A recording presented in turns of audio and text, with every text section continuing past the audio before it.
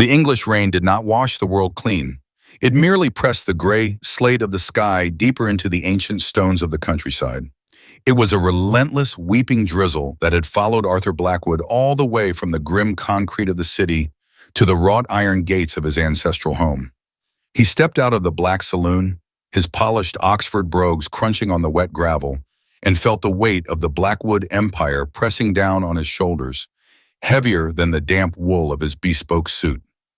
He was a man carved from the same cold marble that lined the foyer of Blackwood Manor. At 35, Arthur had conquered the financial markets of London, orchestrated mergers that shattered competitors, and amassed a fortune that could buy small nations.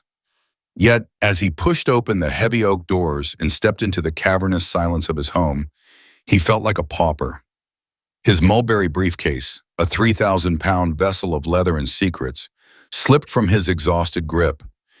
It hit the cold floor with a hollow clang, a sound that should have been the only noise in the sepulchral stillness of the manor.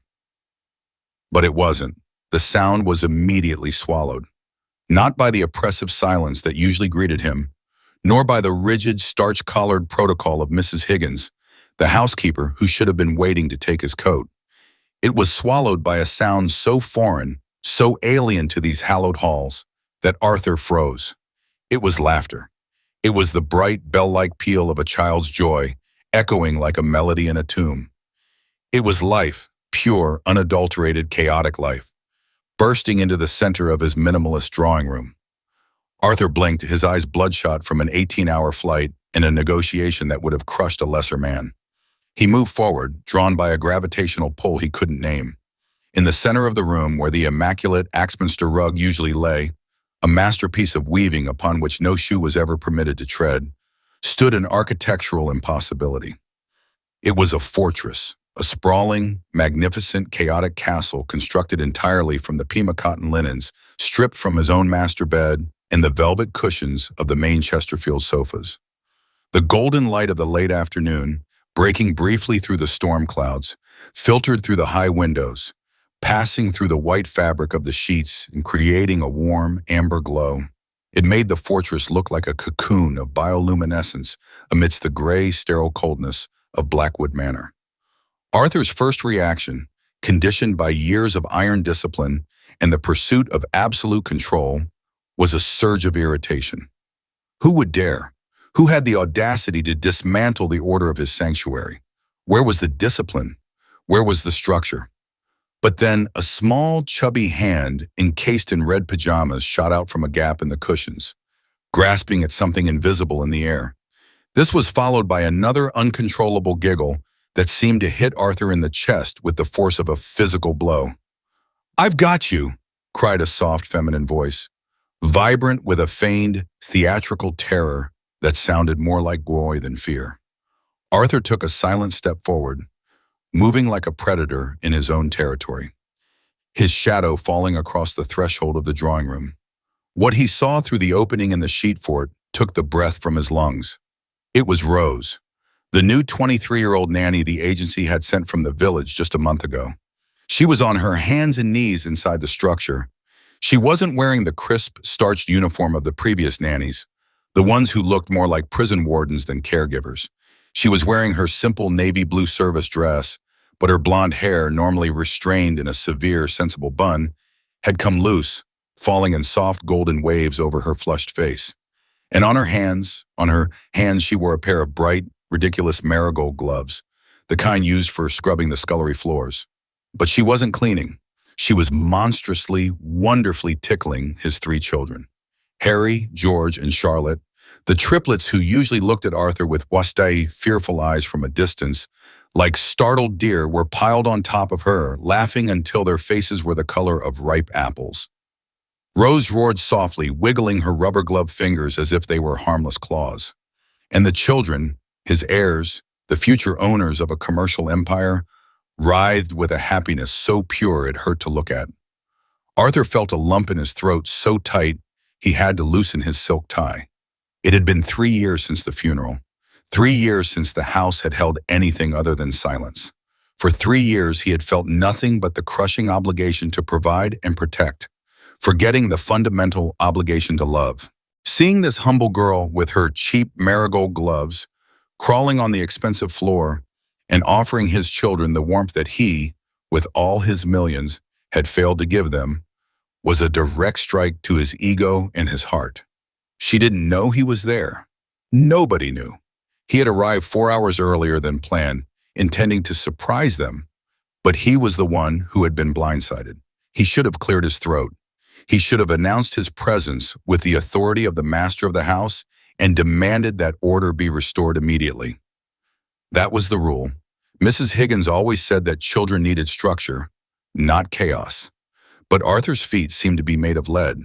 He found himself leaning against the doorframe, hidden by the shadow of the hallway, observing this alien happiness like an intruder. "The yellow monster is going to eat you all up," exclaimed Rose, grabbing Charlotte and rubbing her nose against the toddler's tummy. Charlotte squealed with delight, clutching Rose's ears with her tiny hands. "No, Rose, no!" "Attack!" cried George, leaping onto the nanny's back to defend his sister. Rose dramatically flopped down onto the cushions, pretending to have been defeated by the little warrior, and the three babies threw themselves upon her in a collective, chaotic embrace. The image was so perfect, so painfully domestic, that Arthur felt he was desecrating a sacred moment. For a second, Rose's figure blurred, and his mind wanted to superimpose the image of his late wife, Elena. But Elena had never thrown herself onto the floor. Elena was perfect, elegant, untouchable, a porcelain statue. Rose was real. Rose was tangible, earthy, and warm, filling the immense void of Blackwood Manor with nothing but her presence and a pair of cleaning gloves. The grandfather clock in the hall struck 5. The deep, metallic clang broke the spell. Arthur knew he couldn't stay in the shadows forever. He had to go in. He had to burst that magical bubble and be the father, the owner, the boss again. But his fear wasn't of the employees' disobedience. It was the fear that the laughter would stop the moment he walked in. And he had good reason to be afraid. Arthur stepped out of the shadows. The sound of his hard-soled shoes on the marble floor echoed like a gunshot in the room. The effect was instantaneous and devastating. George, who had been standing on a cushion celebrating his victory over the monster, looked up. His large, dark eyes met the imposing figure of his father, silhouetted against the gray light of the hallway. The boy's smile froze. He lowered his arms slowly and sat down, shrinking into himself.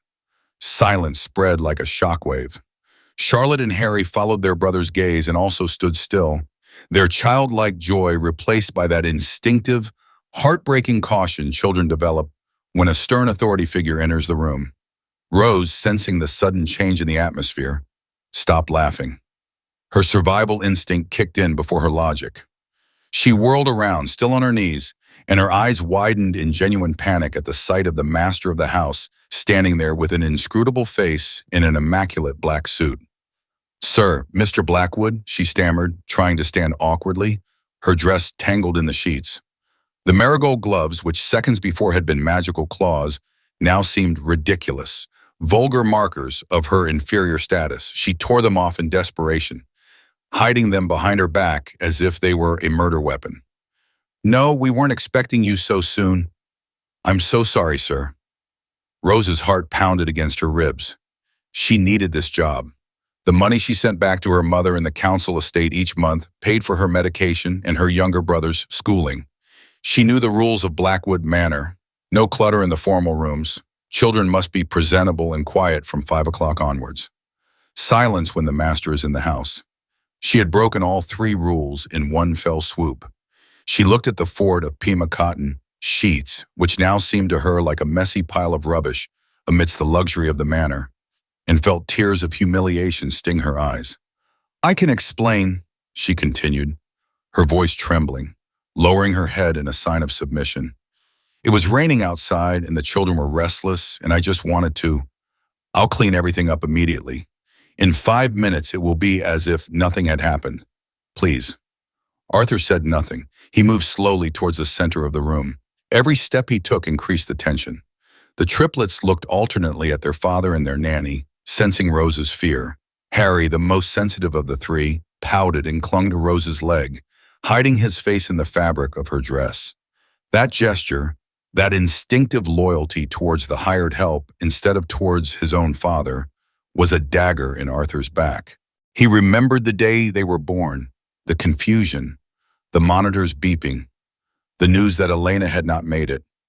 He was left alone with 3 crying babies and a fortune that no amount of money could use to buy a mother. He had taken refuge in his work, building hotels and closing deals in the city, leaving the child rearing to high-level agencies.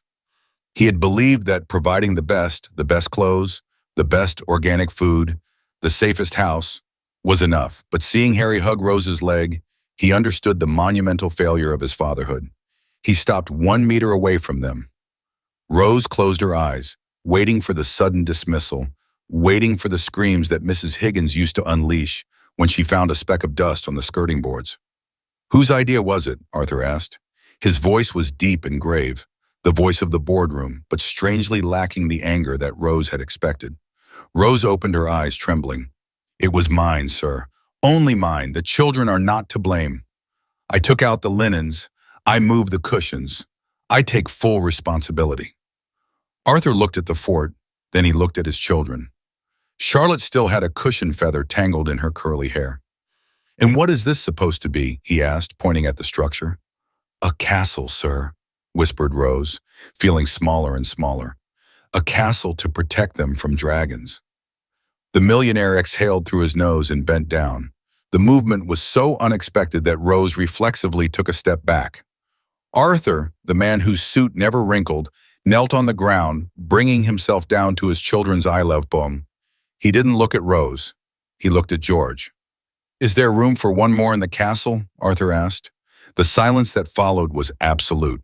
Rose stopped breathing. Mrs. Higgins, who had just appeared in the doorway of the kitchen, attracted by the voices, stood petrified with a silver tea tray in her hands, speechless. Mr. Blackwood was on the floor. George looked at Rose, seeking approval. Rose, still in shock, nodded slightly with glassy eyes. The boy turned to his father, assessing him with the seriousness of a high court judge. "You have to take off your shoes," George said in a firm voice. "And the tie. Gentlemen do not wear ties in the fort." Rose stifled a scream. "George, don't talk to your father like that." But Arthur was already untying the laces of his Italian leather shoes. With deliberate movements, he took them off and set them aside. Then he loosened the perfect Windsor knot of his tie and let it fall over the back of the sofa. "Rules are rules," Arthur said, looking directly into Rose's eyes for the first time. There was no contempt in that look. There was an intense, almost painful curiosity. There was a tacit recognition that she had accomplished something he didn't even know how to begin. And there was something else, something that made Rose's cheeks burn. There was gratitude. Arthur crawled in his 3,000-pound suit into the sheet fort. Inside, he gently instructed the children. The triplets screamed with excitement and ran after him. Rose stood outside with the marigold gloves still clutched tightly in her hand, feeling as if the world had spun on its axis. From the kitchen doorway, Mrs. Higgins's gaze darkened.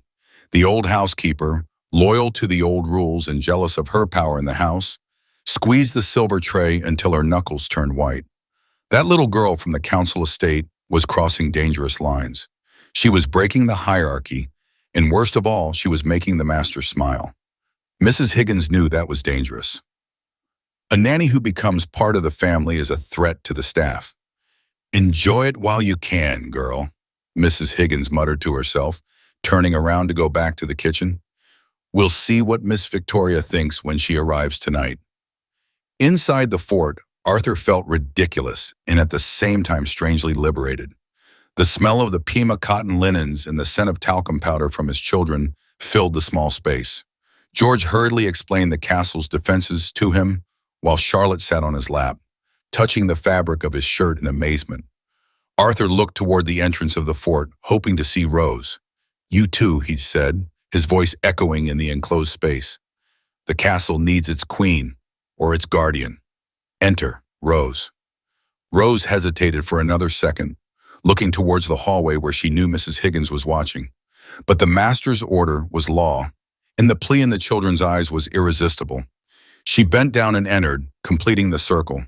For the first time in the history of Blackwood Manor, money and service, father and sons, were on the same level, under a roof of borrowed sheets. But the storm was approaching, and it had a woman's name.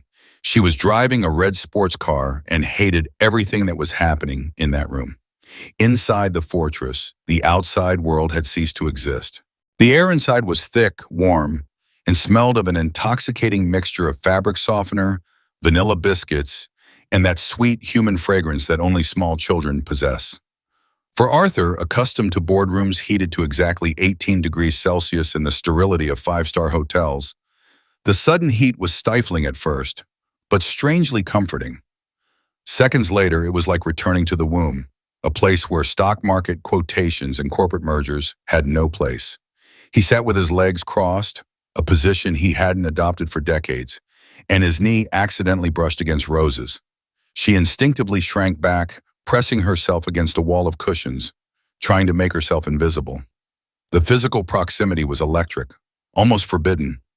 Arthur could see the slight trembling in her hands reddened from hard work that now rested on her lap, stripped of their marigold gloves. He could see a small stain of tomato sauce on the collar of her uniform, an imperfect detail that for some reason seemed infinitely more beautiful to him than the cold diamonds he used to see at charity galas. "Daddy, are you the king?" Charlotte asked, breaking the tense silence of the adults. The girl handed him a poorly cut cardboard crown painted with gold crayons. Arthur took the fragile object in his large, well-groomed hands.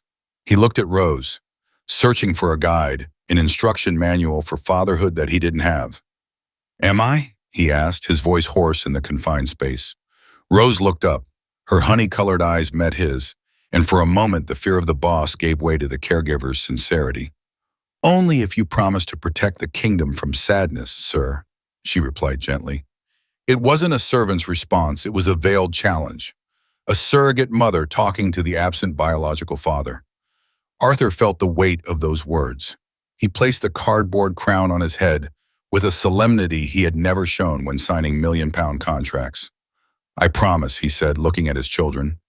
Then the magic happened. Harry, the shyest one, the one who always hid behind the curtains when Arthur came home, crawled towards him. With hesitant confidence, he placed his small hand on the chest of his father's shirt. "Rose says your job is to fight dragons," the boy whispered. "That's why you're never here. Because there are many dragons and they are very strong." Arthur felt the air escaping from his lungs. He looked at Rose in amazement. She lowered her gaze in embarrassment. "I had to explain to them," she murmured. "I didn't want them to think that you didn't want to be here." A painful lump formed in the millionaire's throat. For 3 years he had thought he was doing the right thing, working himself to exhaustion to secure an empire for them. But while he was building skyscrapers, this 23-year-old woman, earning a minimum wage, was building the image of a hero for his children. She was saving his relationship with them. White lie after white lie, while he didn't even know the name of Charlotte's favorite doll. "Did the dragons hurt you?" George asked, touching a small, old scar on Arthur's hand. "Sometimes," Arthur admitted, and for the first time in years he was honest. "Sometimes the dragons win, and I feel alone."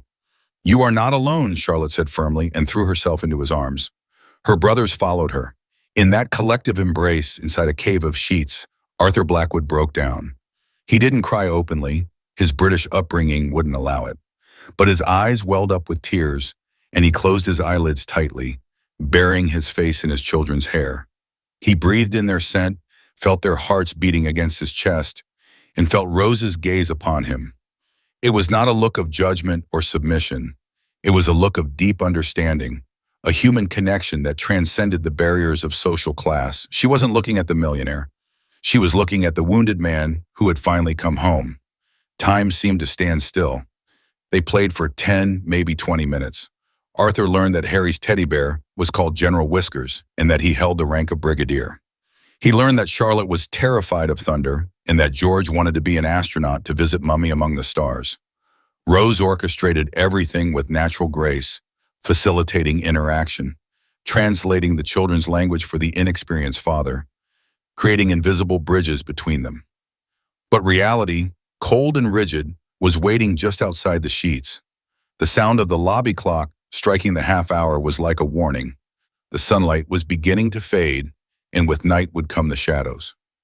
"The sun is setting, my brave knights," Rose announced in a theatrical tone, although her eyes showed her eagerness to return to the real world before trouble arrived. "Night dragons sleep, but we have to have tea." The mention of tea broke the spell. The children protested with a chorus of "no" and just a little while longer clinging to Arthur's shirt like shipwrecked sailors to a raft. "Obey Rose," Arthur said. His voice no longer had the sharp, commanding tone of the office, but a calm and paternal authority. The children, surprised by the softness, loosened their grip. They began to leave the fort one by one. The temperature change was abrupt. The drawing room was colder, bigger, and emptier than Arthur remembered. Upon leaving the bedsheet structure, he felt exposed, vulnerable, without the armor of his emotional distance. Rose left last.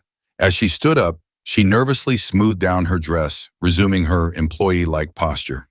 Hands crossed in front, head slightly lowered, avoiding direct eye contact. The queen of the fort had disappeared. The paid nanny had returned. "I'll pick all this up right away, sir," she said, quickly bending down to begin folding one of the Pima cotton sheets. "I'm sorry for the mess. It won't happen again." Arthur watched her. He watched as her hands trembled slightly as she tried to fold the fabric perfectly. He saw the fear in her tense shoulders and felt a surge of anger, not against her, but against the system of fear that prevailed in his own house, against the rigidity that he himself had imposed and that Mrs. Higgins carried out with military zeal. "Leave that alone," Arthur said. Rose froze, the sheet half folded. "I'm sorry, sir. I'll be quick, I promise." "I told you to leave it," he repeated, taking a step towards her. Rose let go of the fabric as if it burned, taking a step back with her eyes wide open. Arthur bent down, not to inspect the floor, but to pick up the other end of the sheet she had dropped. "I will help you," he said simply. The silence in the room was absolute. If Mrs. Higgins had been present at that moment, she probably would have fainted. Arthur Blackwood, the man who wouldn't even lift his own plate from the table, was folding sheets on the floor of his drawing room next to the nanny. "Sir, no, please, it's not appropriate," Rose whispered, scandalized and terrified in equal measure. If they saw her letting the master do her job, it would be the end of her. "It's my mess too," he replied without looking at her, concentrating on aligning the corners of the sheet with geometric precision. "I was playing." He paused, looking up. "And please, Rose, stop trembling. I'm not going to fire you." Those words, "I'm not going to fire you," were like a balm. Rose exhaled a breath she hadn't known she was holding. She visibly relaxed. They both pulled the sheet to stretch it out before folding it. It was a synchronized movement, an ancient domestic dance, and at the moment of bringing the corners together, their fingers brushed against each other. It wasn't just a contact, it was a collision. Rose's warm, rough skin contrasted with Arthur's cool, smooth skin. A static, real physical current jumped between them. They both pulled their hands away as if they had touched a bare wire. They looked at each other for a second. The social gulf that separated them, the millions of pounds, the elite education at Oxford, the status disappeared. There was only a man and a woman breathing heavily in a dimly lit room, united by their shared love for 3 children who watched them from the sofa. Arthur felt a warmth rise up his neck that had nothing to do with the central heating. He saw the intense blush on Rose's cheeks. He saw her pupils dilate. There was an innocence about her, a purity that contrasted violently with the calculating and sophisticated women he usually dated. Victoria, his fiancée, was a cold work of art. Rose was a warm home. "Thank you," she whispered, her voice sounding hoarse, "for playing with them. I've never seen them so happy." "Thanks to you," Arthur replied, his voice dropping an octave, becoming intimate, dangerous. "For teaching me how to be a father. They were too close." The air vibrated. Arthur felt the irrational, almost mad urge to reach out and brush aside the strand of blonde hair that fell across her eyes. His hand moved a few millimeters. Rose held her breath, mesmerized without flinching. And then, the sound of destruction arrived. The unmistakable roar of a V8 sports car engine echoed in the gravel driveway, shattering the twilight silence. Seconds later, the sharp, authoritative sound of stiletto heels striking the marble of the outer lobby began to approach. Click, click, click. Each step was a sentence. The children tensed on the sofa.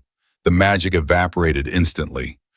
Rose took 3 steps back, her head bowed, her face draining of color. Arthur straightened, his mask of coldness falling over his face like a curtain of steel, though his heart still pounded wildly. "Arthur!" Victoria's shrill, syrupy voice echoed from the hallway even before she entered. "Mrs. Higgins told me you'd arrived. My love, what a stunning surprise." Victoria swept into the room. She was a vision of expensive artificiality. A tight red dress, jewelry worth more than Rose's childhood home, and a smile rehearsed for the society cameras. But the smile died on her crimson lips as soon as her eyes scanned the room. She saw the cushions on the floor. She saw the children with their hair disheveled. She saw Arthur without a tie and with his sleeves rolled up. And finally, her predatory eyes locked onto Rose, who stood a few feet from her fiancé, her face flushed and guilty. The silence that followed wasn't peaceful. It was the silence before a bomb explodes. Victoria didn't need anyone to explain what she had just interrupted.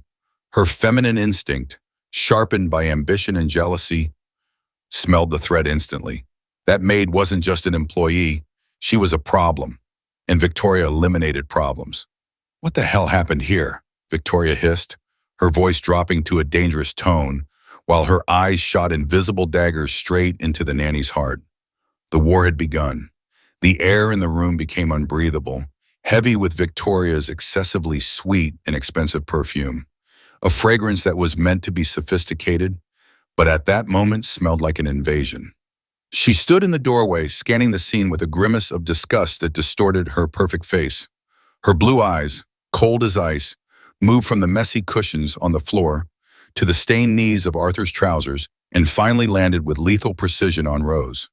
Rose felt that gaze like a physical whiplash. Instinctively, she took a step back, lowering her head, trying to disappear inside her navy blue uniform. She felt dirty, inadequate, an intruder in a world of glitz and glamour to which she did not belong. "Can someone explain to me why my future reception hall looks like a refugee camp?" Victoria asked, slowly moving towards the center of the room. Her voice was calm, but it had a metallic edge that made the triplets shrink back on the sofa. Arthur ran his hand through his hair, trying to regain his composure. The magic of the moment had shattered into 1,000 pieces. "We were playing, Victoria," he said, his voice sounding strangely defensive. "I arrived early. The children were having fun, playing." Victoria gave a short, dry, humorless laugh. "Arthur, darling, you don't play. You rule empires. And you certainly don't wallow in filth." She paused deliberately, looking Rose up and down with a grimace of disgust. "With the servant." Rose pressed her lips together, holding back the tears of humiliation that threatened to spill.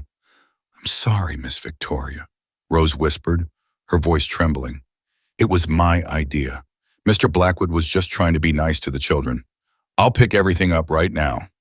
Victoria completely ignored her as if she were a talking piece of furniture. She turned toward Arthur, approaching him and running a perfectly manicured hand down the lapel of his jacket, removing an imaginary piece of lint with a possessive gesture. "Honey, I understand that you feel guilty about your travels and want to make it up to the children. But there are ways and there are places."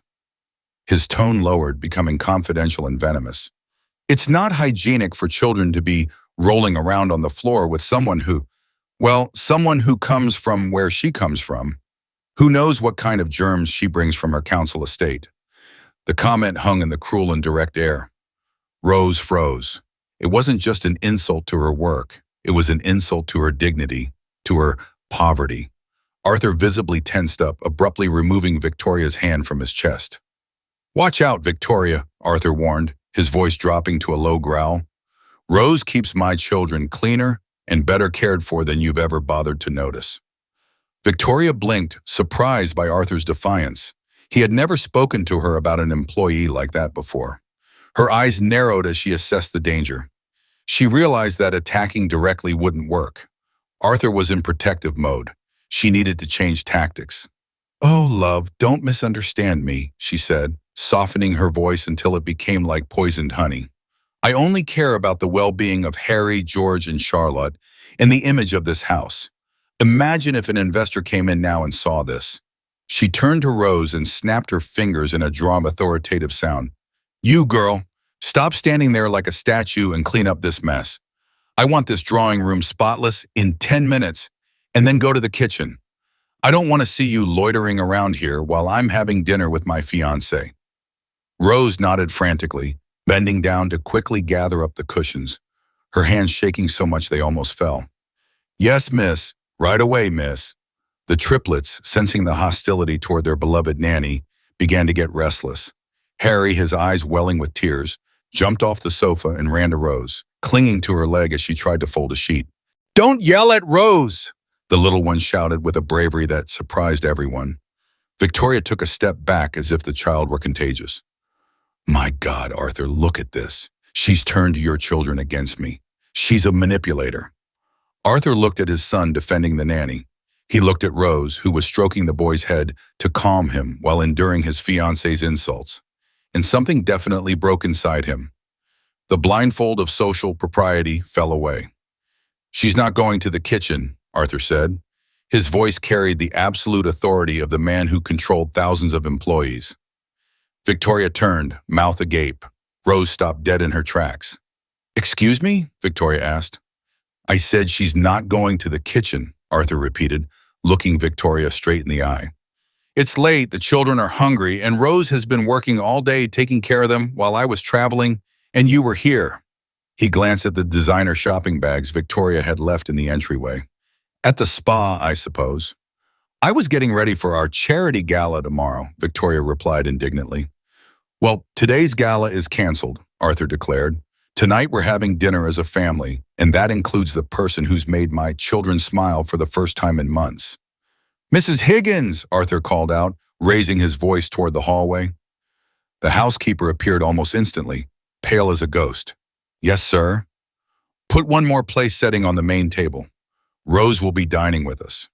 The silence that followed was deafening. Mrs. Higgins looked at Victoria. Victoria looked at Arthur with a mixture of fury and disbelief. Rose stared at the floor, wishing the earth would swallow her whole. Dining at the main table was a violation of every sacred rule in the house. Arthur, this is ridiculous, Victoria hissed. She's the nanny. She doesn't know how to use fish cutlery. She's going to embarrass us. Then she'll learn, Arthur said, scooping Charlotte up in his arms and walking toward the dining room without looking back. Or perhaps we will learn something from her. Come on. Victoria stood alone in the messy drawing room, her fists clenched so tightly that her nails dug into her palms, her perfect face contorted into a mask of pure hatred. This was not going to stay like this. Stupid servant, she muttered to herself, watching Rose's back trail behind Arthur. I'm going to make sure this is your last supper in this house. Blackwood Manor's main dining room was a cavernous space designed to intimidate rather than welcome. A massive mahogany table for 12 was set beneath a baccarat crystal chandelier that cost more than Rose's entire university education. The walls were adorned with antique oil paintings of stern ancestors who seemed to judge her every move. The tension at the table was so thick you could cut it with the silver knife. Arthur presided over the head of the table. To his right, Victoria sat with the stiffness of an offended queen, sipping her red wine in long, nervous gulps. To his left, perched on the edge of her chair, as if ready to flee at any moment, was Rose. She was still wearing her nanny uniform, which contrasted violently with the fine china and linen napkins. Facing them in their special high chairs, the triplets were banging on the table with their spoons, oblivious to the Cold War being waged above their heads. Hungry, hungry, George hummed. Mrs. Higgins entered with the footman. Her movements were brusque, clearly showing her disapproval. She placed Rose's plate down with a thud, a little harder than necessary. Lobster bisque. Rose looked at the 3 types of spoons in front of her and felt panic rise in her throat. She had never seen so much cutlery for a single dish. Victoria, watching her with hawkish eyes, smiled maliciously. Go ahead, dear, she said with false sweetness. Don't let it get cold. Or do they not eat soup in your village? Arthur slammed his water glass down on the table. Victoria, stop it. What? I'm just asking, Victoria replied innocently. She looks so lost. It's touching in a pathetic way. Rose swallowed. Her hands were trembling. She was going to grab the wrong spoon. She knew it. She was about to make a fool of herself and agree with Victoria, but then she felt a tug on her sleeve. Charlotte was sitting in the high chair next to her. Rose, cut me, the girl asked, pointing to a piece of bread. Rose smiled, relieved by the distraction. She forgot the silver cutlery and turned to the girl. With skill and care, she cut the bread into small pieces. She gently blew on the girl's soup to cool it down and wiped a stain from her cheek with the napkin. Her movements were fluid, full of maternal love. There was no etiquette, just care. Aeroplane, Rose said softly, bringing the spoon to Charlotte's mouth. The girl opened her mouth and happily ate. Arthur watched the scene, mesmerized. He wasn't looking at the wrong spoon. He was looking at the connection. He watched as his children, who used to cry during formal dinners, were now calm and fed. He watched as Rose, despite Victoria's hostility and Mrs. Higgins's contempt, prioritized the children's well-being over her own comfort. Children need discipline at the table, Arthur, Victoria interrupted, unable to stand being ignored. Look how they eat. They look like animals. They should be with the governess, learning manners, not being spoiled by this girl. Victoria reached out and grabbed George's hand, who was playing with a piece of bread. Leave that, George. Sit up straight, she ordered in a shrill voice. George, startled by the sudden movement and Victoria's long nails digging into his wrist, reacted instinctively.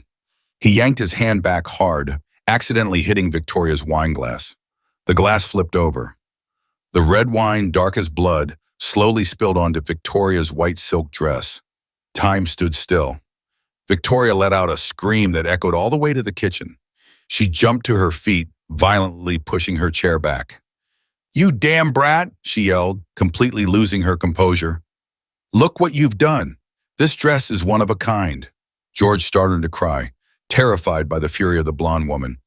It was an accident, the boy sobbed. Arthur stood up, his face darkening. Victoria, don't yell at my son. But Victoria was beside herself. The wine tainted her perfection, and Rose's presence was the catalyst for her hysteria. It's her fault, Victoria shrieked, pointing an accusing finger at Rose. She spoils them. She allows this savagery. Your children are useless, ill-mannered brats because of this incompetent servant. Before Arthur could reply, Rose stood up. She was no longer trembling. Her normally gentle eyes shone with a fierce intensity. She had endured the insults directed at her, but no one insulted her children. You can insult me all you want, ma'am, Rose said, her firm voice cutting through Victoria's shouts. You can mock my clothes and my background, but don't you dare call these children useless. George is 3 years old. It was an accident, and if you spent 5 minutes trying to get to know them instead of worrying about your dress, you would know that he didn't do it maliciously. The dining room fell into a deathly silence. Mrs. Higgins, standing in the corner, put her hand to her mouth. No one had ever spoken to Victoria like that before. Victoria gasped, her face turning from the red of anger to the white of cold indignation. She looked at Arthur, hoping he would fire the insolent woman on the spot. Are you going to let her talk to me like that? Victoria asked, her voice trembling with suppressed rage. In your own house? A maid? Arthur looked at Victoria, her dress stained and her face contorted with hatred. Then he looked at Rose standing there, dignified in her cheap uniform, with a protective hand on George's shoulder, who was crying. The choice had never been so clear. She's right, Victoria, Arthur said coldly. It was an accident, and I would appreciate it if you didn't raise your voice to my children again. Victoria felt as if she had been slapped. She took a step back, her eyes filling with tears of frustration and humiliation. But these were not tears of sadness. They were the tears of a strategist who had just lost a battle and was preparing to win the war at any cost. Okay, Victoria said, regaining an unnatural calm. She wiped the dress with a quick, sharp movement. Very good, Arthur. I see where your loyalties lie. Enjoy your family dinner. She turned around and left the dining room with her head held high, her heels clicking like hammer blows. As she passed Mrs. Higgins, she stopped for a second and whispered something that only the housekeeper could hear. "Prepare Plan B. She is leaving here tonight." Mrs. Higgins nodded almost imperceptibly. Victoria left the room, leaving behind a trail of expensive perfume and an invisible threat that hovered over the table like a black cloud. Arthur sighed and sat down, looking at Rose and the children. He thought he had deactivated the bomb, but he didn't know that he had just activated the timer of a much crueler trap. Rose sat down too, calming George, but her hands began to tremble again. She had a bad feeling, a feeling that made her blood run cold. She knew that women like Victoria didn't lose. They just waited for the moment to counterattack, and she was the easiest target in the world. The storm had passed, or at least that's what Rose thought. After the most tense dinner of her life, the house had fallen into a cautious silence. Arthur had gone upstairs with the triplets to put them to bed, an event so extraordinary that even the walls of the mansion seemed to vibrate with the novelty. Rose stayed downstairs in the immense marble and stainless steel kitchen, helping to clear the dishes, although it was not her direct responsibility. She needed to keep her hands busy to stop trembling. The sound of running water and the clinking of china were the only noises on the ground floor. Rose felt exhausted, but also strangely happy. She remembered the way Arthur had looked at her, how he had defended her against that terrible woman. For the first time in her life, someone powerful had stood up for her. She allowed herself a small smile as she dried a crystal glass. Maybe, just maybe, things were going to change for the better. She didn't realize she wasn't alone. From the service door that connected to the dark hallway, two pairs of eyes watched her. Mrs. Higgins, with her arms crossed and an expression of stony severity, and Victoria, who had already changed out of her stained dress into a champagne-colored silk robe that cost more than Rose's annual salary. "It's now or never," Victoria whispered, sliding her hand into the pocket of her robe. Her fingers caressed the cold metal of the engagement ring, a 5-carat diamond, a Blackwood family heirloom that Arthur had given her 6 months ago. It was the perfect bait. "Do it quickly," murmured Mrs. Higgins. "The master will come down any moment." Mrs. Higgins entered the kitchen with a martial stride. Rose jumped, almost dropping the glass. "Mrs. Higgins, you startled me." "Leave that alone," the housekeeper ordered brusquely. "I need you to go up to the linen room on the 3rd floor and get clean towels for the guest bathroom. Miss Victoria is very upset and wants to take a relaxing bath, but my shift is over and those towels are usually here in the closet." Don't talk back to me, girl," Mrs. Higgins cut in. "The Pima cotton towels are upstairs. Go now and leave that dirty apron here. I don't want you to get that greasy stuff on the main staircase carpet." Rose, used to obeying, nodded submissively. She untied the strings of her navy blue apron, her daily battle uniform, and hung it on the back of one of the high chairs on the kitchen island. "I'll be right back," she said, and ran off towards the service stairs. The kitchen was empty for a second. It was the second Victoria needed. She emerged from the shadows like a viper. She moved with surprising agility for someone who always feigned fragility. She reached the chair where the apron was hanging. With a quick and precise movement, she took the enormous diamond ring out of her pocket and slid it into the right pocket of Rose's apron. She made sure it was tucked deep in the bottom, hidden among the folds of the cheap fabric. "Done," she whispered with a triumphant smile that didn't reach her cold eyes. "Go back to the drawing room," urged Mrs. Higgins, keeping an eye on the door. "I'll make sure she puts it on as soon as she comes downstairs." Victoria nodded and disappeared into the main drawing room, her heart pounding with the perverse excitement of the hunt. She was going to destroy that goody two-shoes, and she was going to use Arthur's very integrity against her. 3 minutes later, Rose came downstairs panting, towels in her arms. "Here, Mrs. Higgins." "Good, leave them there and put on your apron. There are still pots to wash," said Mrs. Higgins, turning her back to hide her nervousness. Rose sighed wearily but obeyed. She took the apron from the chair and tied it around her waist. As she smoothed it over her hips, she felt a small, hard lump in the right pocket. She frowned. She'd left her keys there? A coin? She didn't think much of it. Her mind was on the children and their father. Right at that moment, the kitchen door opened and Arthur walked in. Rose tensed, but seeing his relaxed face, she softened. Arthur had taken off his jacket and tie. He looked younger, more human. They fell asleep, he said, and there was genuine wonder in his voice. I read them 2 pages and they were fast asleep. They usually take hours. Rose smiled, momentarily forgetting Mrs. Higgins, who was pretending to organize the pantry. It's the sheets' fort, sir. They used up a lot of energy fighting dragons. Arthur walked over to the kitchen island. He stood facing Rose with the marble countertop between them. I wanted to thank you, Rose, for dinner and for standing up for George. I know Victoria can be difficult. She's your fiancée, sir. I shouldn't have spoken to her like that, Rose replied, looking down. You did the right thing, Arthur said firmly. He reached out, and for a second it seemed he was going to touch Rose's hand resting on the marble. You've opened my eyes to many things today. Perhaps we should review your responsibilities. I think the children need you more as a governess than as a cleaner. Rose's heart skipped a beat, a surge of excitement. To be near the children and him without having to scrub floors? Sir, that would be a dream. We'll discuss the details tomorrow, Arthur said, giving her a tired but warm smile. Now go and rest. It's been a long day. Rose nodded, feeling as if she were floating. She turned to go to her small room in the service area. Everything was perfect. Too perfect. A heart-rending scream shattered the peace of the night, coming from the main drawing room. No, oh my God, no! Arthur's smile vanished instantly. Rose froze. Victoria, Arthur said, and ran out into the hall.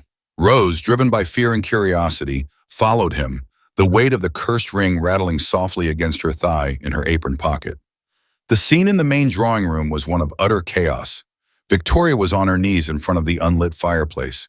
She had tossed her designer handbag onto the carpet, scattering makeup, credit cards, and her mobile phone everywhere.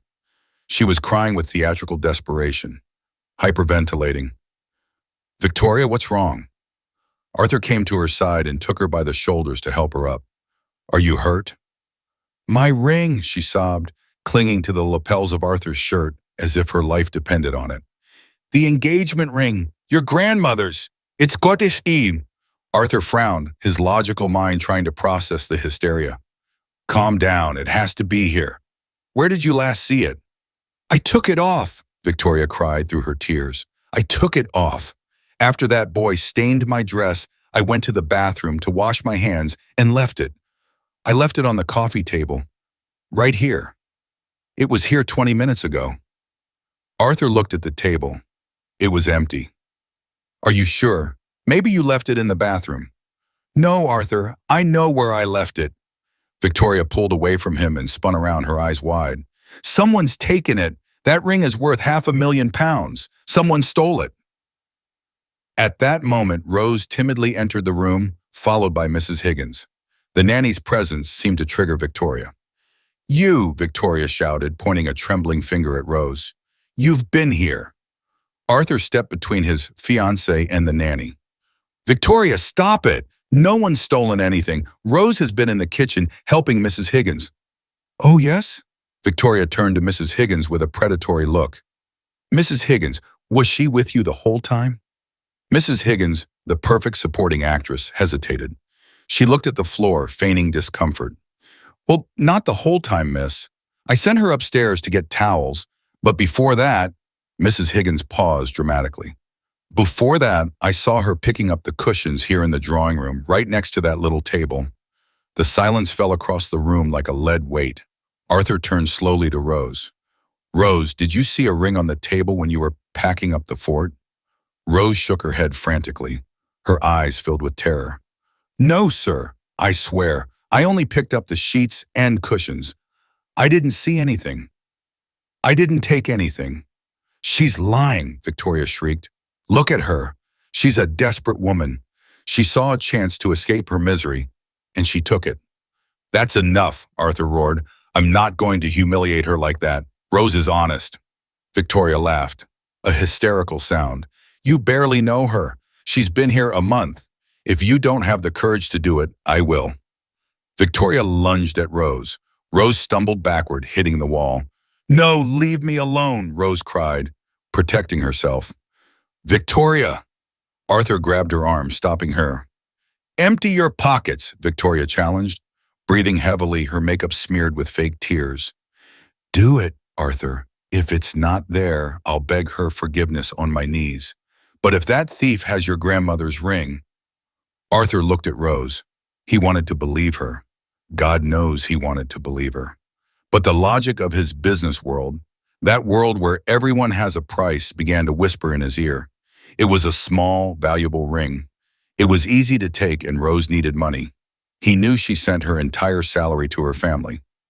"Rose," Arthur said, his voice soft but heavy with terrible tension. "Please, just empty the apron pockets to end this and prove she's crazy."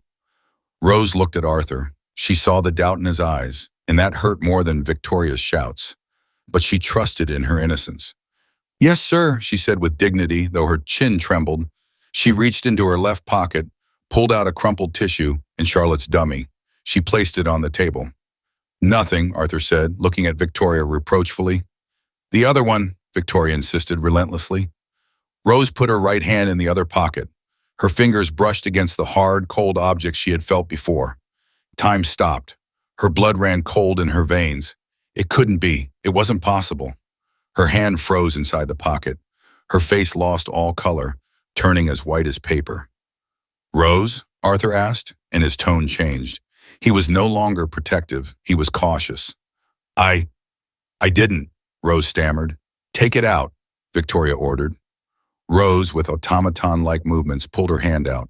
In her open palm, gleaming in the chandelier light, rested the diamond and platinum engagement ring.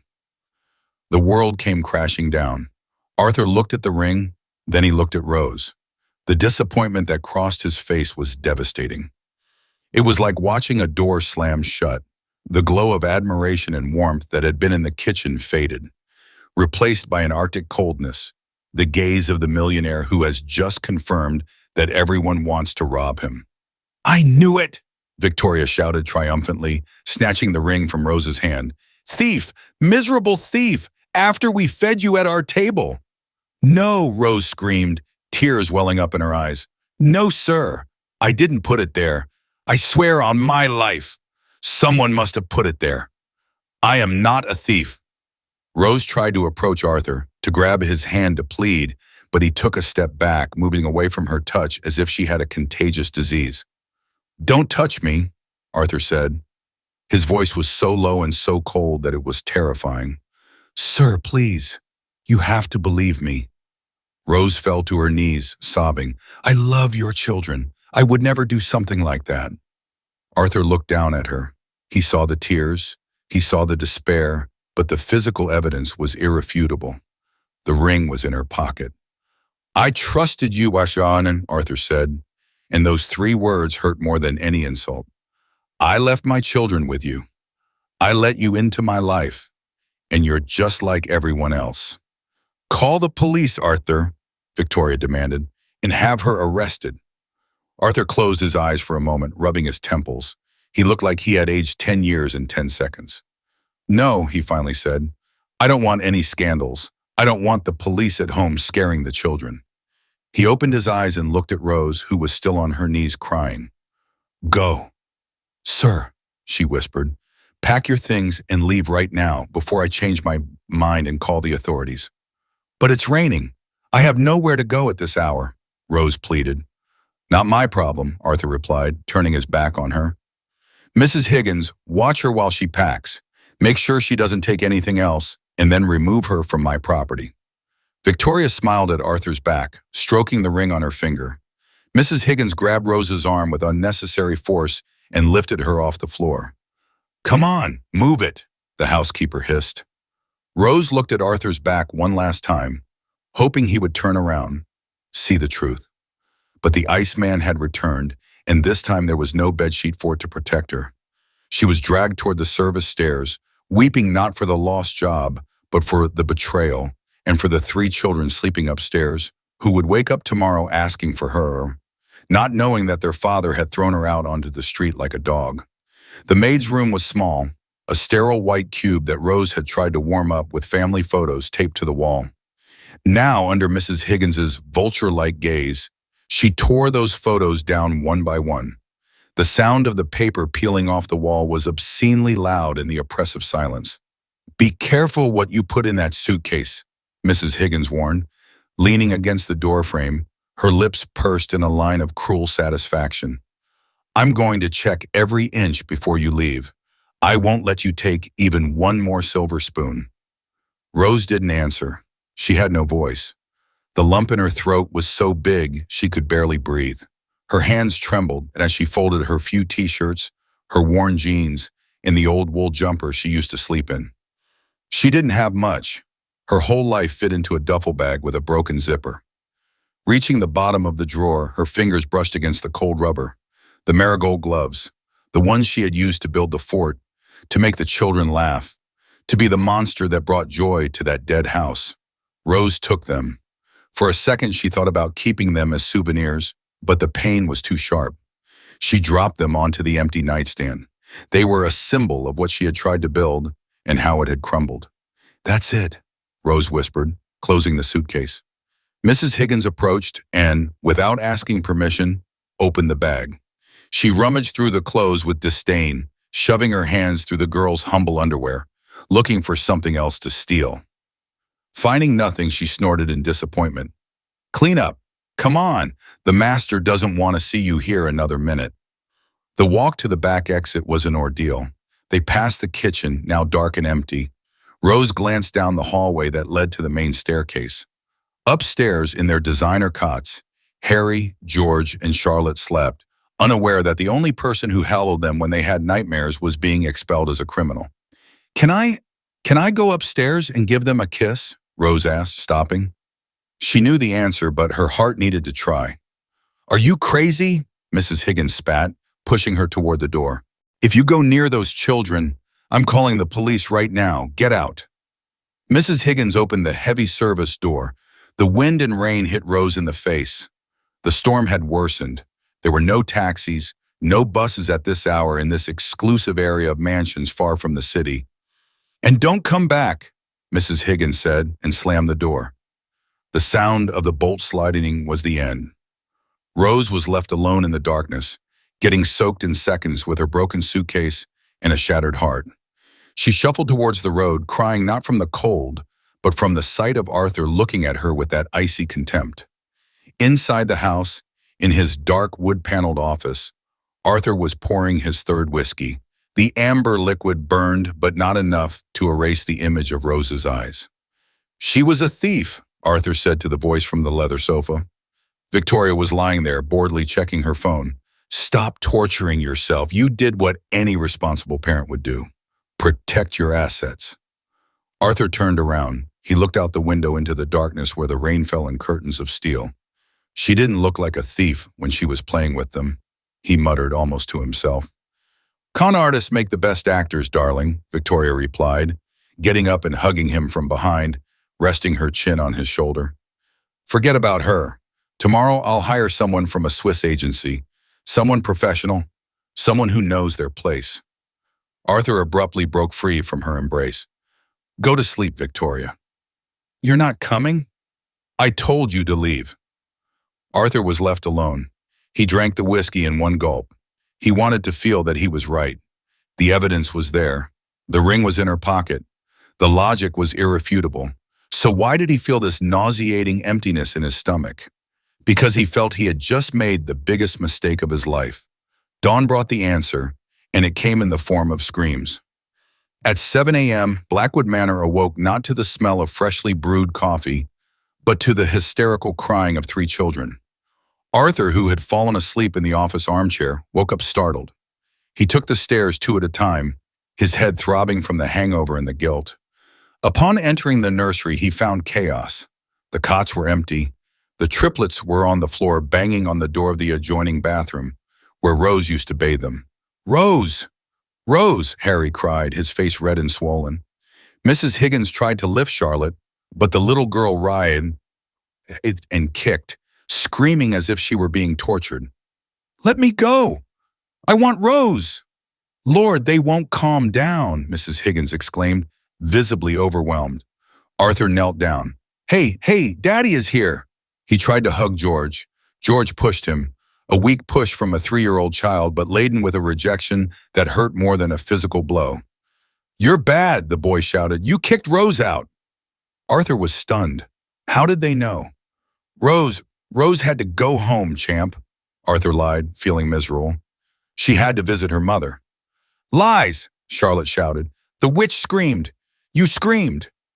At that moment, Victoria entered the room, impeccable in her silk robe with a cup of coffee in her hand. For God's sake, what is this scandal?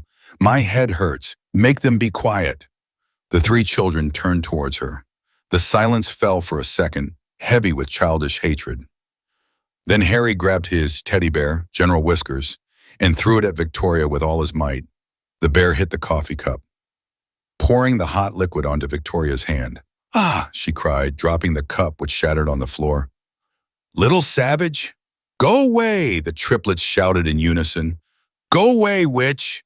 Arthur looked at his children, united in their grief and fury.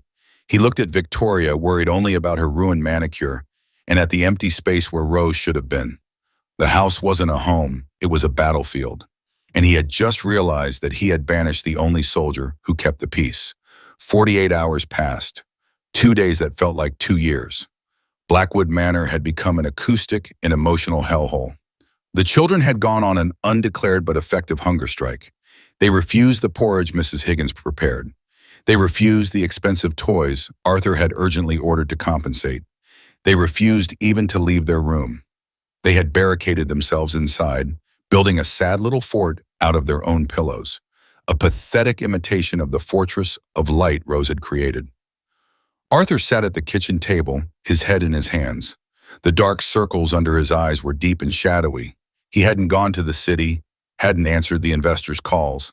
His financial empire was still functioning, but his personal world was crumbling. They have to eat, Arthur, Victoria said, coming into the kitchen. She wasn't pretending to be sweet anymore. She was irritated, fed up, and bored.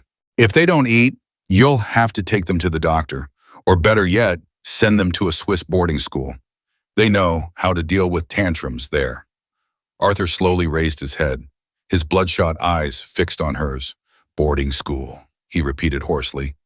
They're 3 years old, Victoria. They've just lost the only mother figure they've known since Elena died. And your solution is to send them to another country? Victoria rolled her eyes, pouring herself some mineral water. My solution is pragmatic. That girl brainwashed them. They need discipline, and you need to rest. Look at you, you're a mess because of a thief. Was she? Arthur asked. The doubt that had been gnawing at Arthur's conscience finally surfaced. Victoria tensed almost imperceptibly. She placed the glass on the table too carefully.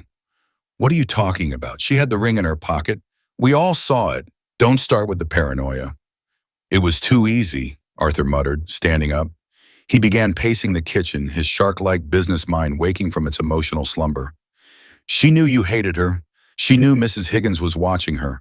Why steal something so obvious and hide it in the stupidest place possible, in her apron pocket, while she was still working? Because she's stupid and greedy, Arthur. Poor people do stupid things for money. Arthur stopped in front of the service door. He looked up at the corner of the ceiling, where a small black glass dome went unnoticed by most. Mrs. Higgins said she was in the kitchen the whole time, except when she went upstairs for the towels, Arthur said, thinking aloud. And you said the ring disappeared from the drawing room. Exactly, Victoria said, crossing her arms. She took advantage of the fact that I went to the bathroom. But to get from the kitchen to the stairs, she had to go through the hallway. Arthur turned to Victoria, a dangerous glint in his eyes. And 2 weeks ago, after the attempted robbery at the neighbor's house, I had the entire security system upgraded. Victoria's face paled slightly. I had high-resolution cameras and microphones installed in all the common areas, including the hallway, the kitchen, and the drawing room. The silence that followed was absolute. Only the hum of the refrigerator could be heard. Victoria swallowed visibly. Cameras? In the drawing room? She asked in a whisper. I thought you said you didn't want cameras where we relax. I changed my mind, Arthur lied. Actually, I had put them in to monitor the staff, but now they were going to be used to monitor his fiancée. Without another word, Arthur left the kitchen and headed toward his office, where the central security server was located. Victoria froze for a moment, then ran after him. Arthur, wait! You don't have to do this. It's ridiculous. You trust a machine more than your future wife? Arthur entered the office and slammed the door in the Victoria's face, locking it. He sat down in front of the bank of monitors and typed his password with trembling hands. "Show me the truth," he whispered. He accessed the file from 2 nights ago, selected camera do 4, the main drawing room, and camera do 2, the kitchen. He synchronized the timelines. The video began to play. He saw Victoria and Mrs. Higgins entering the kitchen. He saw Rose going out to get the towels. Arthur fast-forwarded the image, and then he saw it. On the right-hand screen, the kitchen, he clearly saw Victoria take something shiny out of her robe. He zoomed in.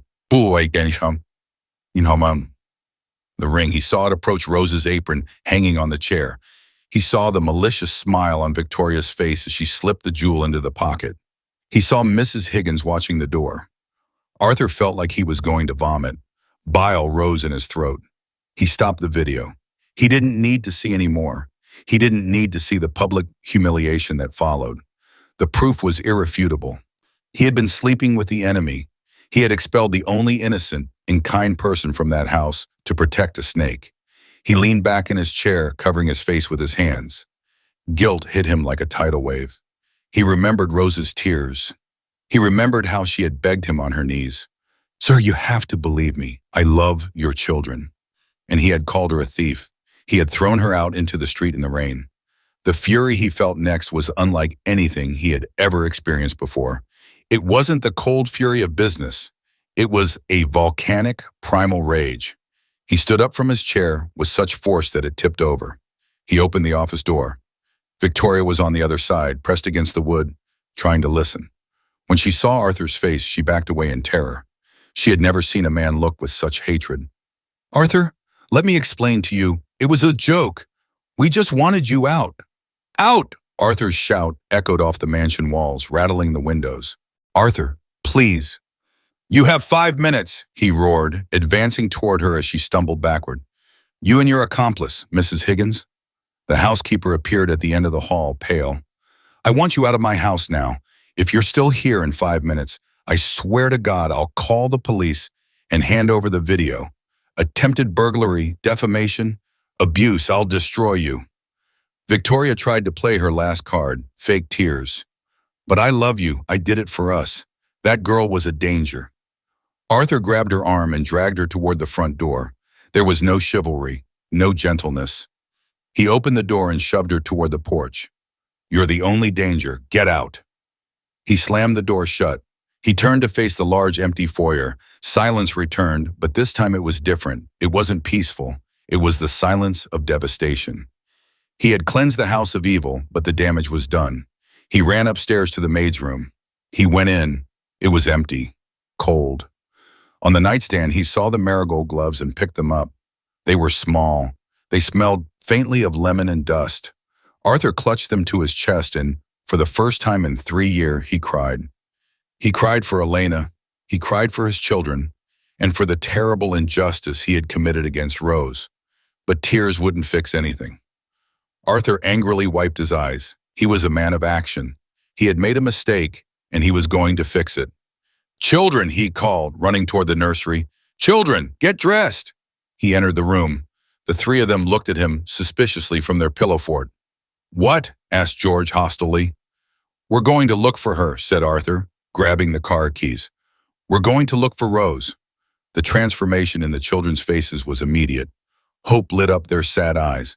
"Let's get her?" Charlotte asked. "I'm going to bring her back," Arthur promised, carrying Harry and taking George's hand. "Even if I have to beg on my knees, let's go." He didn't know where she lived, only an old address and a personnel file that was probably outdated.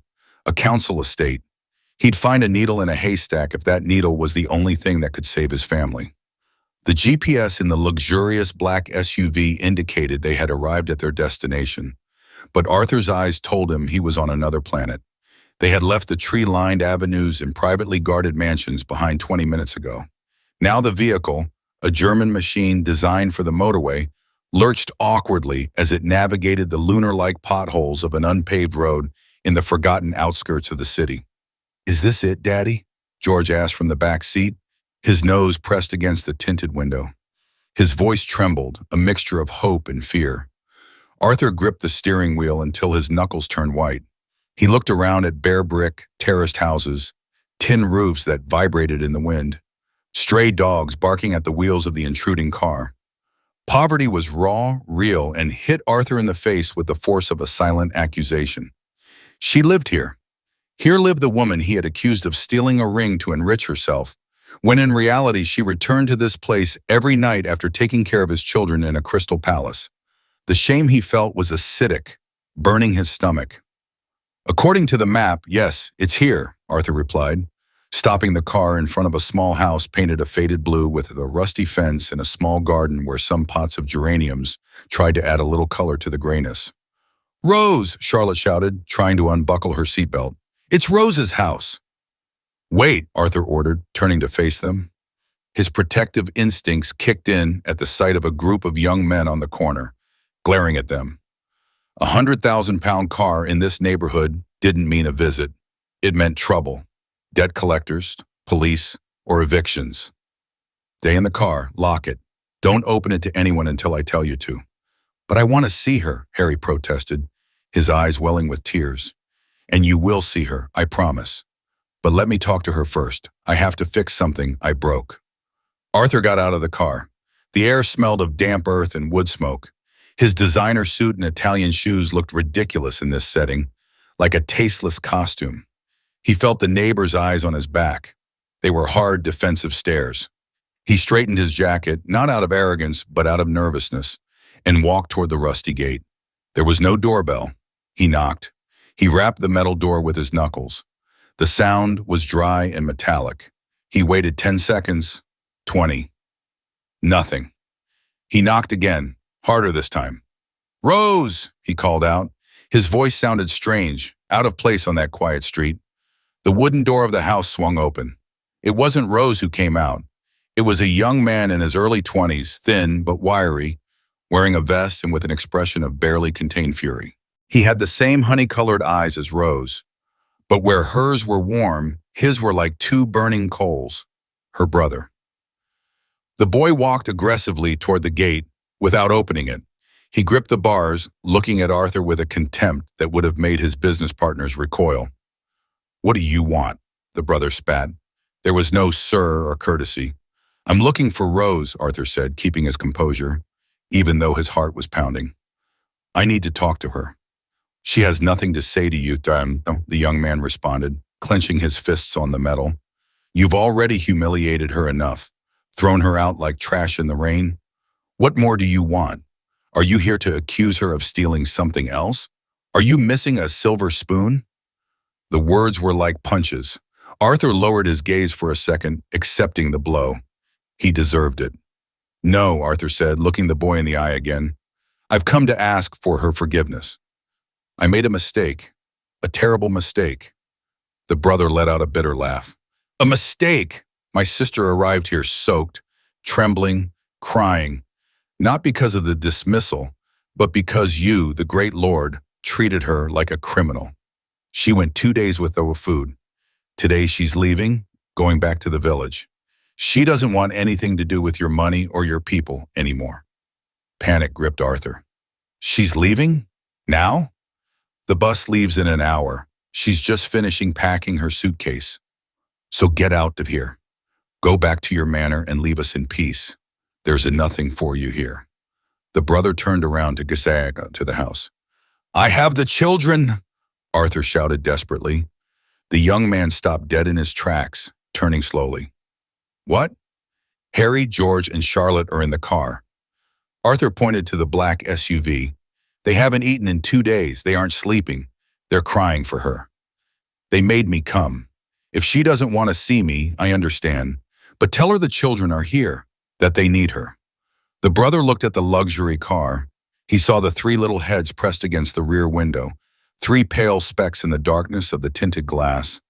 The hardness of his face cracked slightly. He knew how much his sister loved them. Those children were all she ever talked about. She's going to suffer if she sees them and then has to leave them, the brother warned hoarsely. She won't have to leave them, Arthur said forcefully. Not if she doesn't want to. Please just tell her to come out. The brother hesitated for an eternity, Then he sighed in frustration and nodded toward the house. Wait here. If she doesn't want to come out, you're leaving. Understood? Understood. The brother went inside. Arthur stood alone in front of the gate, feeling more vulnerable than ever before. He glanced toward the car and gave the children a reassuring thumbs up, even though he himself was trembling. A minute passed, two. Arthur began to sweat profusely. What if she refused? What if the damage was irreparable?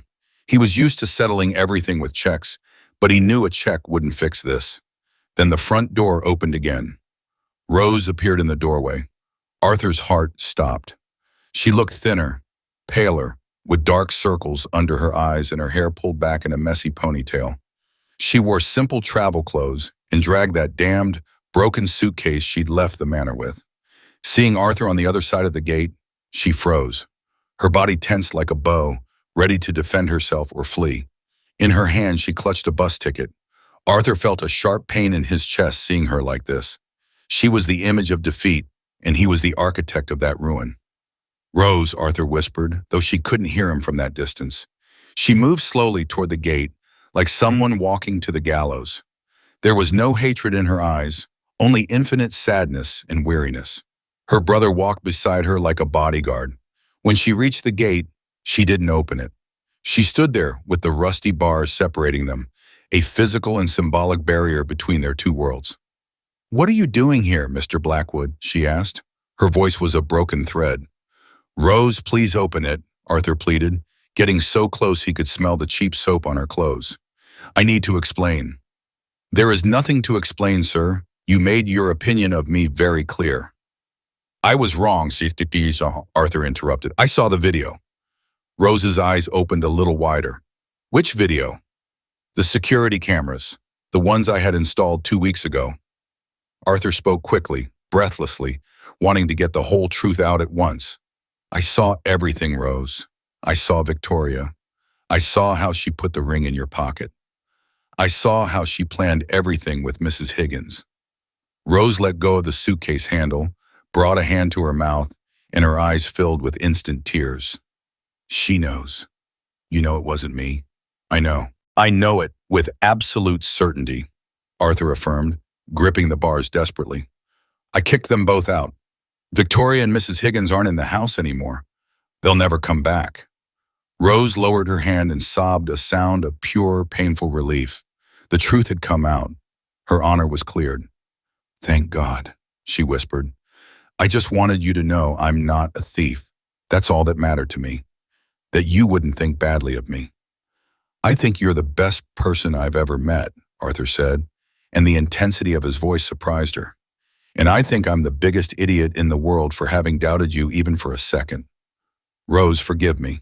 She shook her head, wiping her tears with the back of her hand. "It's all right, sir. I accept your apology. I'm glad that's been cleared up.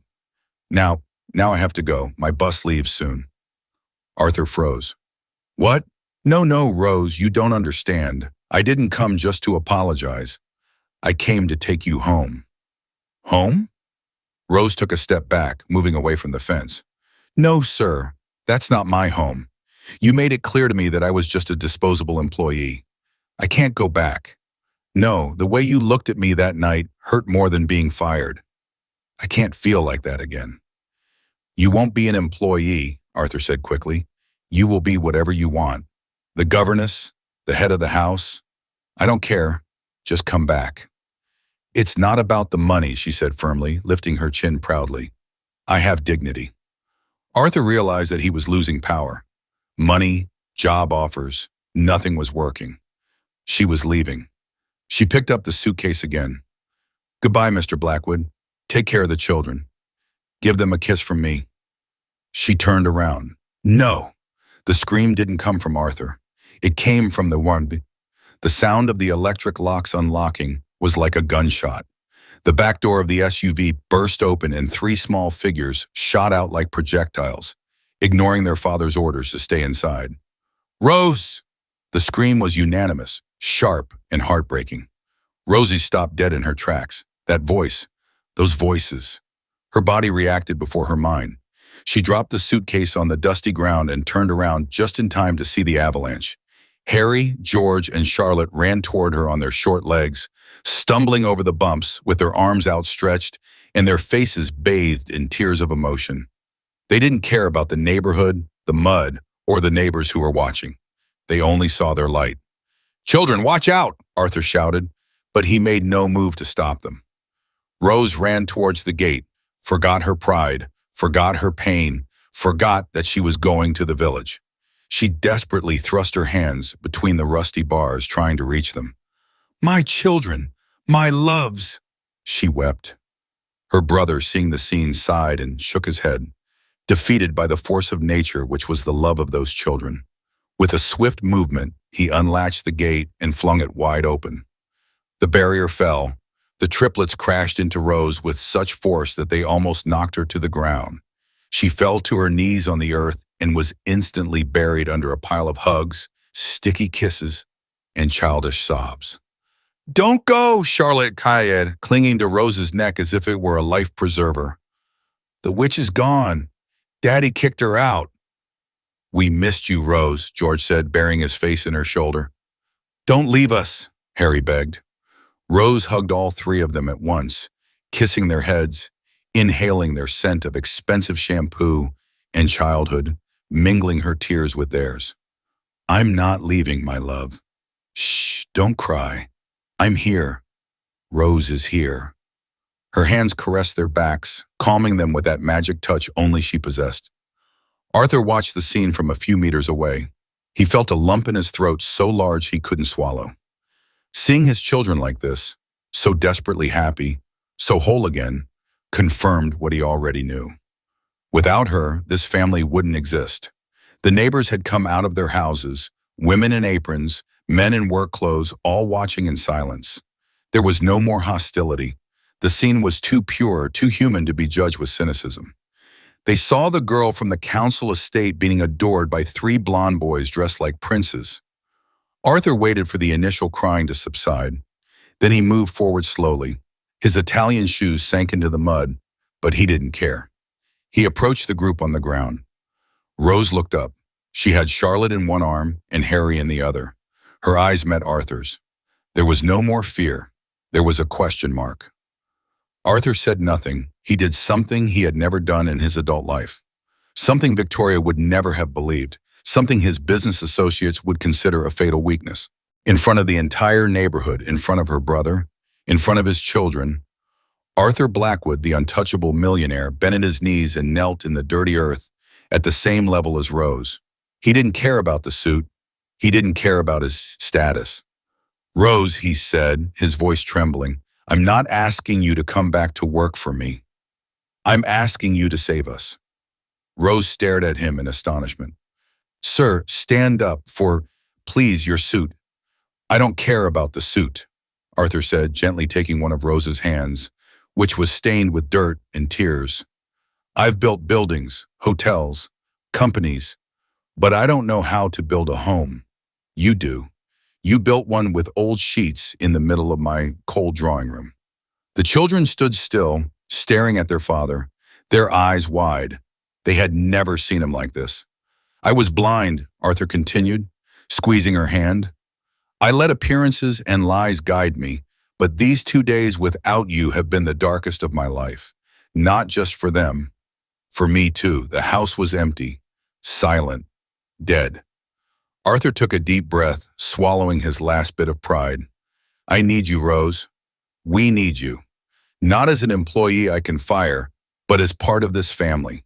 As the only person who has ever known how to love us just as we are. Please don't get on that bus. Come home." Rose looked at Arthur's hand holding hers. She looked into his blue eyes, which were now filled with a vulnerability that disarmed her.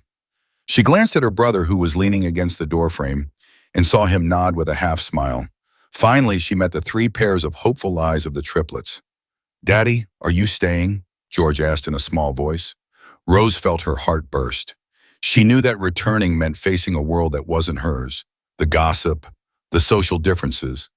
But looking at that man kneeling in the mud, begging for a chance, she knew things had changed. He was no longer the distant boss. He was a man trying to be better. "Only if you promise me one thing," Rose said, her voice trembling but firm. "Whatever it is," Arthur replied without hesitation, "that there will never be dragons in the house again, and if there are, we will fight them together." "On the same team," Arthur smiled, a real smile that reached his eyes and lit up his tired face. "I swear. Together." Rose released the breath she was holding and nodded. "Then I think I missed my bus." The children burst into shouts of joy. "Yes!" they shouted, jumping on Arthur and Rose, throwing them both to the ground in a chaotic, muddy embrace. For the first time, Arthur laughed out loud in public, not caring who was watching. He was sitting in the mud with his suit ruined, hugging the nanny and his children, and he felt richer than at any time in his financial career. Her brother approached and picked up Rose's suitcase. "I suppose you won't need this anymore," he said, patting Arthur on the shoulder, a man-to-man gesture accepting the truce.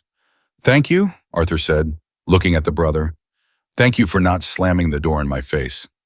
Arthur stood up, helping Rose to her feet. She was dirty, disheveled, and crying, and to Arthur she was the most beautiful woman he had ever seen. "Let's go home," he said, taking her on, and this time he didn't let go. They walked to the car not as boss and employee, but as a strange and wonderful family that had just been born amidst tears and mud. But as they climbed into the car, Arthur knew there was one last thing to do. The happy ending was near, but the real transformation was just beginning. The drive back to Blackwood Manor was a journey between two worlds. As the luxurious black SUV devoured miles of asphalt, leaving behind the potholes of the council estate and venturing onto the brightly lit roads of the residential area, the silence inside the vehicle wasn't the uncomfortable emptiness of before. It was a silence charged with a new electricity, a mixture of relief, exhaustion, and an unspoken promise that hung in the air conditioning, smelling of leather and damp earth. Rose stared out the window, watching the city lights flash by like shooting stars. Harry was asleep in her lap, his small hand clutching her dirty shirt with desperate force, as if afraid she would evaporate if he let go. George and Charlotte snored softly in the seats next to them, exhausted by the excitement of the uprising and the rescue. Arthur drove with one hand relaxed for the first time in years. Every now and then he glanced in the rearview mirror, not to check the traffic, but to make sure she was still there. Each time their eyes met in the mirror, he gave her a small smile, almost imperceptible, but louder than any business speech. "I'm getting the whole car dirty," Rose whispered, breaking the silence, embarrassed by the mud stains her clothes were leaving on the cream-colored leather upholstery, which cost thousands of pounds. Arthur didn't even look at the seat. "It's just a car, Rose. You can clean what we carry inside. That's irreplaceable." The young woman's response made a lump form in her throat. For the first time, she understood that something fundamental had changed in that man's psyche. Arthur, who valued objects over people, had died that night in the rain. Upon arriving at the mansion's imposing wrought iron gate, the night security guard emerged from the booth, surprised by the state of the vehicle and the master. Arthur rolled down the window. "Open the front door," he ordered, "and tell the remaining staff that I want a hot dinner ready in 20 minutes. Not in the formal dining room. In the kitchen." "In the kitchen, sir?" the guard asked, confused. "Yes, and pizza. I want pizza." The guard nodded, dazed, and opened the doors. The car rolled along the gravel road to the main entrance, not the service entrance through which Rose had been expelled like a criminal 48 hours earlier, but the main entrance under the portico lit by chandeliers. Arthur turned off the engine and turned around. "We've arrived. Home." Rose felt a chill. It was his house. She could still feel the ghost of Victoria and Mrs. Higgins in those hallways. But when Arthur came around and gallantly opened her door, offering his hand to help her down with Harry in her arms, the fear dissipated. They entered the foyer. The echo of their footsteps resonated in the marble. But this time it did not sound solitary. It sounded like a multitude. "First, a hot bath for everyone," Arthur announced, taking off his mud-ruined suit jacket and tossing it carelessly over the banister of the grand staircase. And Rose stopped on the first step. "Yes, sir," Arthur frowned. "First rule of the new house, don't call me sir, call me Arthur. And second rule, aren't you going back to the maid's quarters, Rose?" She blinked. "Then where will I sleep?" "In the guest room on the family floor, the one next to the nursery." Arthur took a step closer, lowering his voice so as not to wake the child she was carrying. I want you to be close. They need you close, and I want to know you're there too. A blush rose to Rose's cheeks, masking her pallor. She nodded, unable to speak, and went upstairs, carrying that man's most precious treasure in her arm. The next hour was a whirlwind of warm water, bubbles, and laughter. Arthur, the man who had never bathed his children, rolled up his sleeves and helped dry George and Charlotte, awkwardly learning how to put on pajamas and untangle wet hair. There were no backup nannies, just the two of them, functioning like a well-oiled machine, anticipating each other's needs. When Rose handed him a towel, their hands brushed, each touch an electric shock that promised a future neither of them dared to verbalize yet.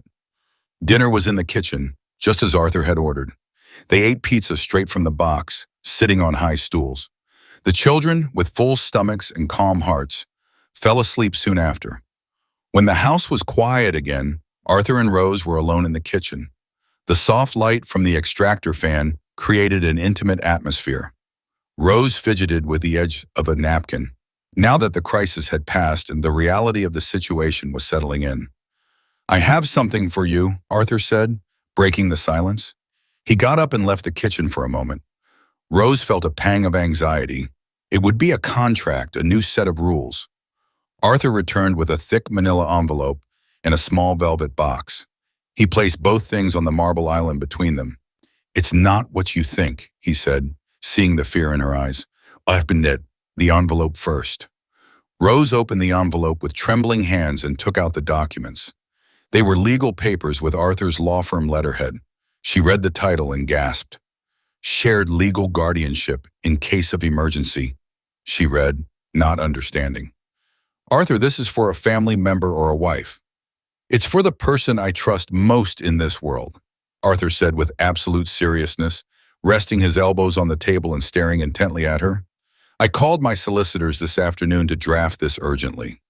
If anything happens to me, if a dragon defeats me, I don't want my children to go to boarding school or with my distant relatives who only want my money. I want them to stay with you because you are their mother in every way except by blood. Tears welled in Rose's eyes.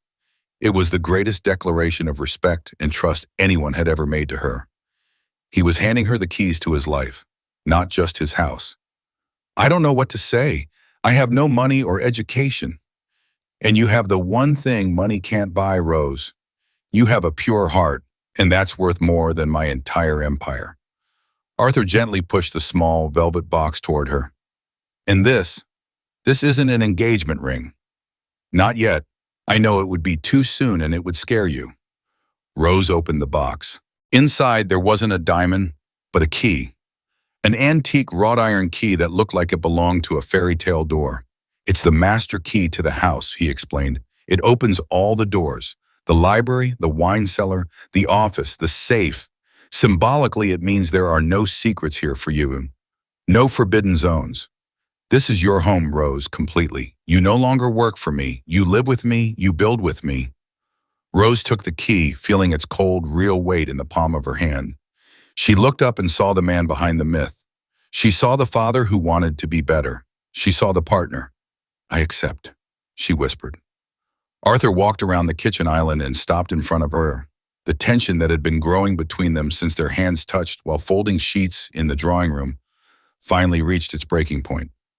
Thank you for coming back, he murmured, reaching out to caress her cheek. His thumb wiped away a single tear. Thank you for coming to find me, she replied, closing her eyes at his touch. Arthur leaned in. It was a kiss at first, tentative, a question tossed into the air. But when Rose responded, parting her lips and clinging to his shirt, the kiss transformed. It became passionate, desperate, filled with the promise of lost years recovered in an instant. It was the kiss of a castaway finding dry land.